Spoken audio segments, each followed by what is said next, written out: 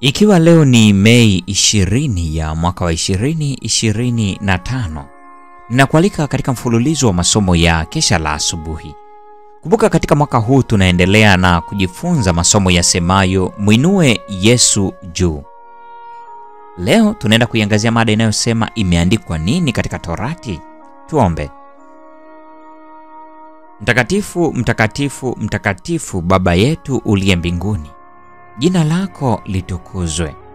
Ufalme wako uje, mapenzi yako yatimizwe hapa duniani kama huko mbinguni.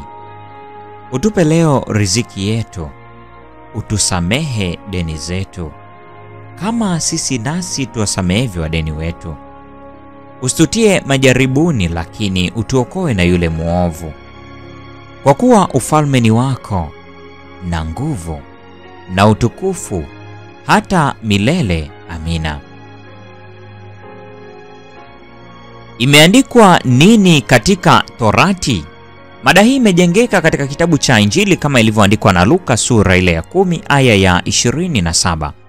Neno la Mungu linasema, akajibu akasema, mpende Bwana Mungu wako kwa moyo wako wote na kwa roho yako yote na kwa nguvu zako zote na kwa akili zako zote, na jirani yako kama nafsi yako. Kati ya Wayahudi swali hili, jirani yangu ni nani, lilifanya pawe na ubishi mwingi. Hawakuwa na mashaka kuhusu mataifa na Wasamaria. Hawa walikuwa wageni na maadui, bali tatizo lilikuwa mpaka uwe wapi kuhusu wale waliokuwa wa taifa lao kati ya jamii mbalimbali za umma wao. Ni nani ambaye kuhani, rabi, mzee wa dini angeweza kumhesabu kama jirani? Swali hili Kristo alilijibu katika mfano wa Msamaria mwema. Alionyesha kuwa jirani yetu hana maana ya wale tu tulio na imani moja ama wale tunaokwenda nao kanisa moja.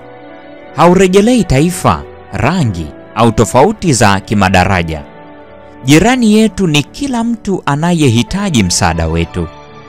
Jirani yetu ni kila roho iliyoumizwa na kujeruhiwa na yule adui. Jirani yetu ni kila mmoja aliye mali ya Mungu. Mfano wa Msamaria mwema ulitolewa Kristo alipoulizwa na mzamivu wa sheria. Mwokozi alipokuwa anafundisha, mwanasheria mmoja alisimama amjaribu akisema, nifanye nini ili niurithi ufalme wa milele? Mafarisayo walikuwa wamependekeza swali hili kwa mwanasheria yule, wakitazamia kuwa wataweza kumnasa Kristo katika maneno yake. Hivyo walisikiliza sana kuwa atajibuje. Lakini Mwokozi hakuliingilia kwa njia ya ubishani. Aliulizia jibu la swali litoke kwa yule aliyeuliza. Imeandikwa nini katika Torati? Akauliza. Wasomaje? Wayahudi bado walikuwa wanamshitaki Yesu kwa kutojali sheria kama ilivyotolewa kule Sinai. Lakini aligeuza swali la wokovu kuelekea kwa utunzaji wa sheria za Mungu. Yule mwanasheria hakuridhishwa na cheo pamoja na kazi za Mafarisayo. Alijifunza maandiko akiwa na hamu ya kuelewa maana halisi. Alikuwa na utafiti halisi juu ya hayo, ndio maana aliuliza, nifanye nini? Katika majibu yake kuhusu yale yanayotakiwa na sheria, alipitia yote kama mapokeo na kafara zilivyodai. Hakuweka umuhimu kwa hayo, bali alionyesha misimamo mikuu miwili ambayo juu yake zinaning'inia sheria zote na manabii. Mwokozi alivyolisifu jibu lake lilimweka mahali pazuri na penye ulinganifu na marabi.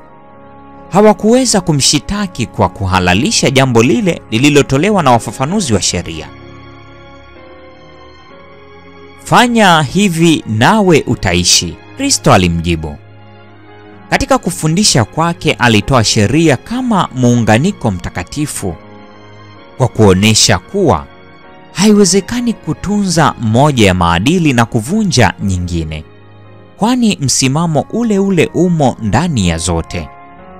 Matokeo ya mwisho ya mtu yatategemea jinsi alivyoitii sheria yote.